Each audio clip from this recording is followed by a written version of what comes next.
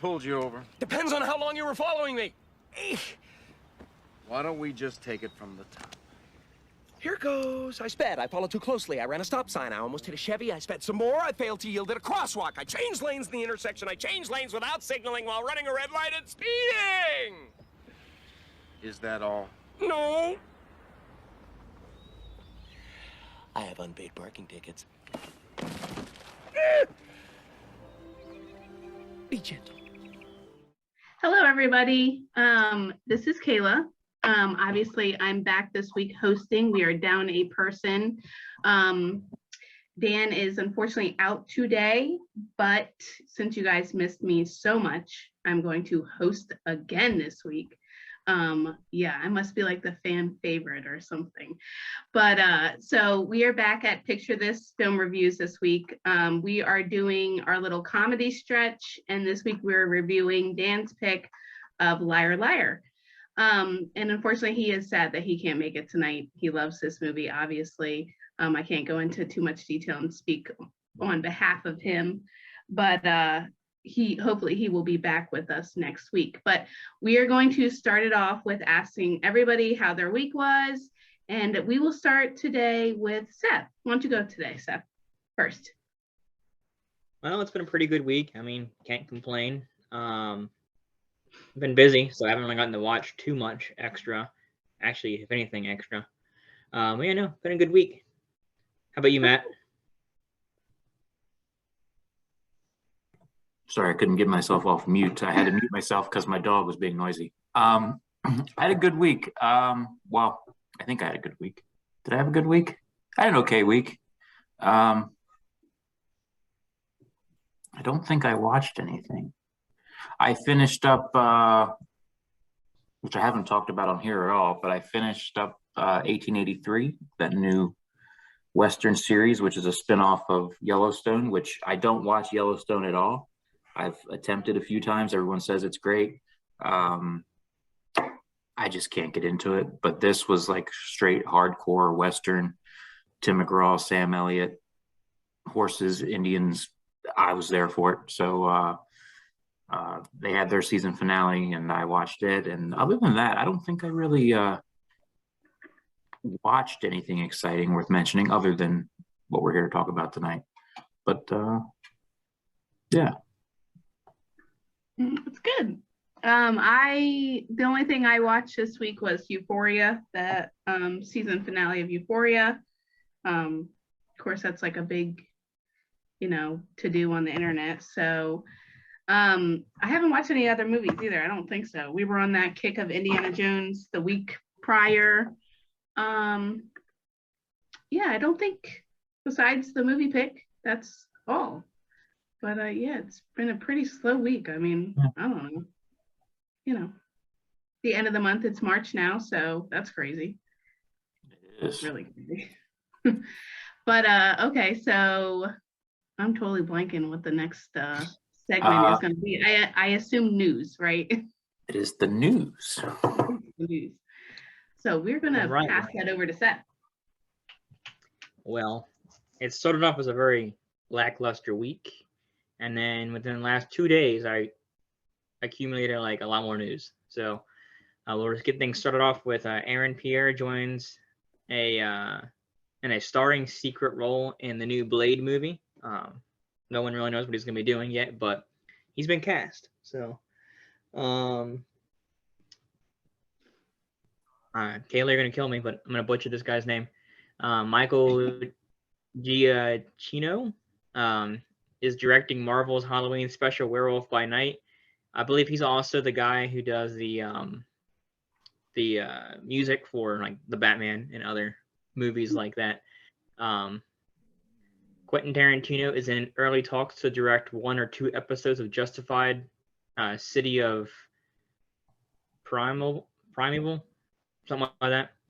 I guess there's another Justified series coming, and he might be directing a couple episodes. So that's pretty cool. Wow. Another awful name for me to pronounce. David Dasmalchian is he joins. That's what I said, of course. joins Sophie Turner and Chris Messina in Rob Savage's adaptation of Stephen King's The Boogeyman. So, another Stephen King movie coming out. Scream 6 begins filming this summer in Montreal, Canada. So, if you're looking for another Scream, it's coming. Bruce Campbell always has cameos in any Sam Raimi movie, pretty much. Also the star of Evil Dead. He has filmed something for the new Doctor Strange movie. It's not confirmed that it'll be in the movie, but he has filmed something for it. So Wow. I'm a big Bruce Campbell guy, so I'm really hoping that made the cut. Anthony Mackie to star and produce in a live-action Twisted Metal series on Peacock. Twisted Metal is a video game franchise, and I think this has been in the works for a while. But it's finally getting off the ground now. So Is that the one with like the clowns? Yes, yeah. Oh, okay. Sean Penn is in Ukraine currently filming a documentary on Russia's invasion. So be safe, Sean Penn. Weird. He flex. jumped on that, didn't he? Yeah.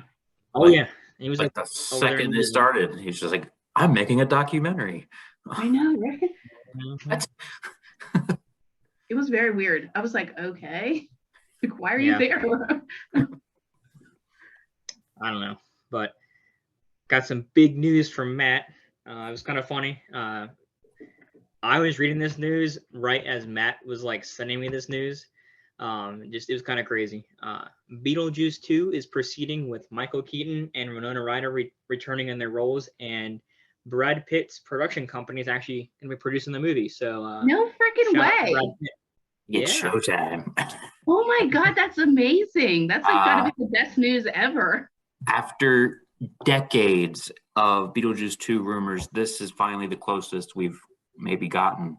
And all thanks to Mr. Pitt, who I've come to appreciate even more. So if Brad Pitt brings me Beetlejuice back to the screen, then Brad Pitt will have my respect forever. You'll have your blessing. Yes. All right. Now, the biggest news of the week. Chris Hemsworth will be playing the villain in the new Mad Max spinoff, Mad Max Furiosa, Blood, Sweat, and Chrome. I don't know if that's the actual title or not, but I kind of thought Chris Hemsworth might be the co-starring as like the hero in the movie, since he's always a hero. But no, he's actually going to do something different, and he's going to be a villain. So we'll see how his acting chops are as a villain. Warner Brothers has pulled the Batman, among other movies, in their release in Russia. So just to kind of hit Russia hard, I guess, for financially. They won't be showing a lot of big movies over in Russia until hopefully all this stuff gets cleared up. And finally, Ariana DeBose will be playing Calypso in Kraven the Hunter. So more cast members joining that movie every single day. Yeah, dang. That's gonna be a freaking loaded movie. I don't know about bloated, but hopefully it's good. Say bloated. Loaded. I said loaded. Bloated. I'm sorry, I heard bloated. It's gonna be a very bloated movie. Bloated is what I am. Loaded is what that movie is. All right, well, that's everything I have for this week. That's all you have? Good job, Seth. all I Thank you have. very much. What an excellent news guy you are. So I guess that brings us to the actual review of Liar Liar, which was Dan's pick. I think he asked Matt to do the stats today. So we are going to swing over to Matt with stats. He did. And Dan, again, wishing you well. If you watch this, I hope that this finds you well, and that you're with us safe and sound and better next week. So let me try to do the stats justice. I've never done the stats before, so let me try this out, okay? Well, I done the stats unintentionally. I'm sorry? You did the stats one time, just unintentionally. Remember, you stole Dan's thunder one week. I did. Okay, so here we go. We're here to talk about Liar Liar, folks. This movie was going to be my pick before Dan picked it. So that's not a stat, sorry. So I already knew a lot about this movie. But Liar Liar is a comedy film directed by Tom Shadyac that tells the story of a lawyer who built his entire career on lying, but finds himself cursed to speak only the truth for a single day, during which he struggles to maintain his career and to reconcile with his former wife and son, whom he has alienated. The film stars Jim Carrey, Maura Tierney, Justin Cooper, Carrie Elwes, hello, Princess Bride. I know, oh my God. And Jennifer Tilly. It is the second of 3 times that Jim Carrey has worked with director Tom Shadyac, the first being Ace Ventura: Pet Detective, and the third being Bruce Almighty. So they have quite a home run streak there, if you ask me. This movie was released March 21st, 1997. So it's coming up on a 25th anniversary, folks. Wow. So this is actually timely that we talk about this. It had a budget of $45 million. At the box office, it brought in $302.7 million. Facts. How does it get so much? That's crazy for like this kind of like film. I guess like the actors' I payroll. would suspect a large, I don't know, but I would suspect a large part of that is Jim Carrey's salary. Yeah. At this point, Jim Carrey was the biggest star in the world. Yeah. Okay. The film was the second highest 3-day opener ever for Universal Studios, only coming second to Jurassic Park. That was for Dan there. It had the largest opening weekend for the month of March ever for 5 whole years until 2002 when Ice Age was released. What? Yeah. It received positive reviews from critics. On Rotten Tomatoes, it has an 82%, 70 out of 100 on Metacritic. Cinema Score gave it an A-, and IMDb has it at a 6.9 out of 10. And then just a couple, well, I'll do what Dan does. I'll save the couple other tidbits from my review. So that's my stats. Okay, thank you, fill-in stats guy. So I am just going to start this out. I can't really, like I said before, I can't really talk on behalf of Dan except for the fact that he loves Jim Carrey. He was like the whole time when we talked about comedy, it was only Jim Carrey movies that he was going to pick. So, and this was his favorite out of the bunch. So I don't know his exact score. I do, if you want me to include that. Yes, you can. Dan has shared with me that, as Kayla says, he loves this movie and he gives this movie a 9 out of 10. Wow. Okay. Well, kudos to Dan. Well, like I said, he was only going to pick Jim Carrey movies, so this was the one that he wanted to do. So I'll just segue really quickly into mine, if that's all right with everybody. Yep. Okay. So I feel like everybody loves Jim Carrey. I don't know anybody that doesn't, like his movies. So like, it's kind of like when you pick a Jim Carrey movie, you kind of know it's going to be a good, funny movie. And this is not my favorite Jim Carrey movie, but this is a very good one. And this is one that you sit through and you continuously laugh through. And that's the best part of it, because there is no one like Jim Carrey. There is absolutely no one. He has his own thing. He brings his own thing. And that's what's so great. And that's what you know him for. And he'll go down as like one of the best comedic actors ever. So I really appreciate doing these comedy movies because I love comedy. So this is like such a good thing to actually sit in bed. It reminded me when we watched Home Alone 2, and I just could not freaking stop laughing at that one scene. And there's just like so many scenes in this movie where it's like one joke, like the bathroom scene where he is just beating the crap out of himself. I was like, just like dying. So there are just so many good things about this movie. And it's one of those movies that even though the runtime isn't like awfully long, you don't find yourself sitting there bored. Like the movie is actually over over so fast. Well, for me at least, because I was thoroughly enjoying it. Like I was cracking up and I'm like, dang, this movie's over already? What the heck? So I could obviously watch this movie. It was like 2 hours long because it's so good. And like Matt had talked about, this is the height of Jim Carrey's career. This is like where he really finds his groove in comedy, and it really shines in this movie.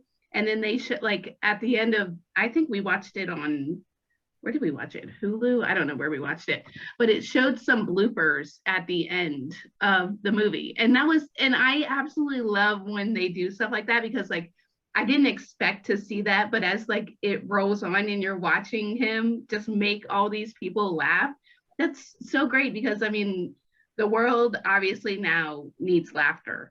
And this was the perfect thing to really watch this week, because it brought that laugh, that funniness, that stuff that we needed this week. And I don't know, I really appreciate it. It was a good movie. Jim Carrey is always on top of his game.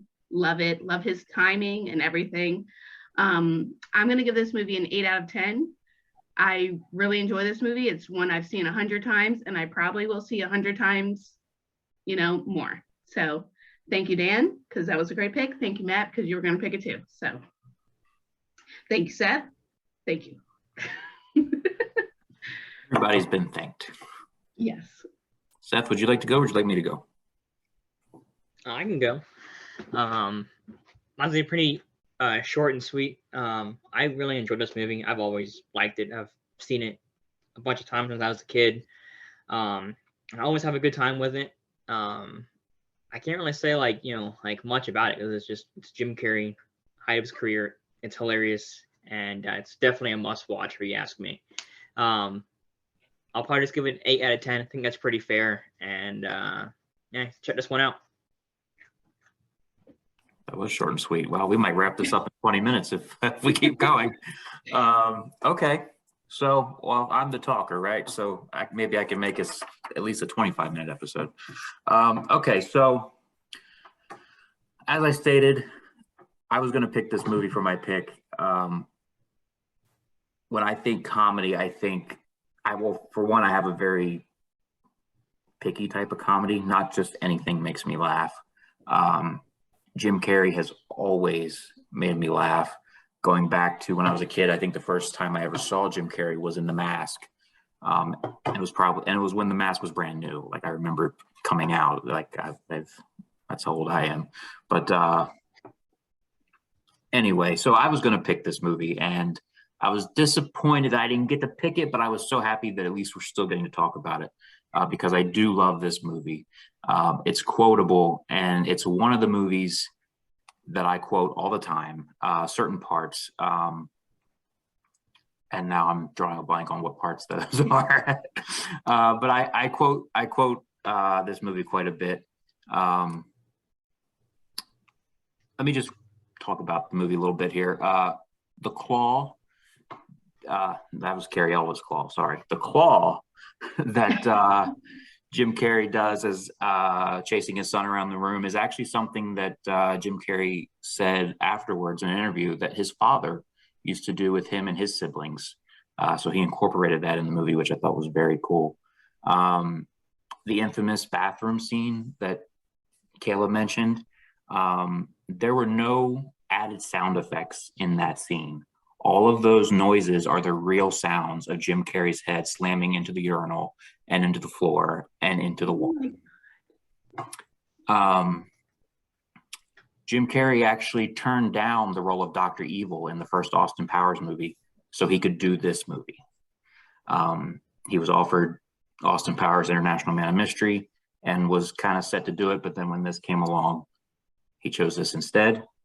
Carrie Elwes has stated that people still come up to him all the time and ask him to do his version of the claw. Oh, you're scared of the claw. Oh, the claw's gonna get you. The script wasn't always going to be about a lawyer, though. It was originally written about a real estate agent. And my last little trivia is that when Max asks his father, if I keep making this face, will it get stuck that way? Jim Carrey, of course, replies, no. In fact, some people make a good living that way. This was a reference to Jim Carrey's own successful career making faces. Again, I love this movie. I've seen it countless times. I'm going to see it countless more. I feel like there's so much more I wanted to say, but I'm drawing blanks now. I'm going to give this movie an 8.5 out of 10, just to be a little different. I was struggling with 8 or 9, and I think 8.5 is where I'm at. It's rewatchable. It's the storyline of it is a little far-fetched, but it works because the comedy and the acting. Like your 5-year-old wishes that dad can't tell a lie, and then suddenly it comes true. I mean, you got to suspend reality to watch a movie like that, but it feels right. It feels like that's totally possible in this world. So they did a really good job. And like I said, out of all of Jim Carrey's movies, this one is my favorite as well. And out of the 3 that he worked with, this director, Bruce Almighty and Ace Ventura, and this, I think that this is probably the best. Very nice. So we have a 9 from Dan, 8 from me, 8 from Seth, and 8.5 from Matt. That's actually right on par with everybody. So that's perfect. Very good. Okay. So that wraps up our review. That was a very quick review. I think like we did it for like 10 minutes. So that is like our fastest review, but it was easy because this is such a good film. So there's not much to say when it's so great, without oversaying. So I think our next pick is going to be from Matt, right? Right. Yeah. Right. Matt is the next pick. So we're still on the kind of comedy picks. So Matt, will you do the honors? I will. So I really had to think about this one. And as I mentioned, I like to quote things. Most of the things that come out of my mouth are not my own things. I'd say 95% of what I say on a daily basis is something that I've heard from somewhere else. And I'll just own up to that. I am a plagiarizer. So I really wanted to think, what do I quote all the time? And a certain movie came to my mind that typically it goes against everything I would stand for, because it's not the kind of comedy that I would normally get into, but I love it. It has an actor in a small part in it that I hate, but I love the movie. And it's a movie that not only do I quote all the time, not only have I quoted on this very show at least twice that I can remember, but the summer of 2014, I actually watched this particular movie every single day.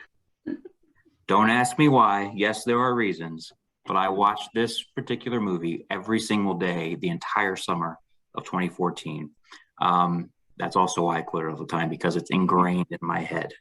And we mentioned it earlier, just a little bit ago. And I say we, I mean I. So I am talking about Austin Powers, International Man of Mystery. It is streaming on HBO Max, and it is one of my favorite comedies. I say little things from that movie all the freaking time, which I guess we'll go into next week.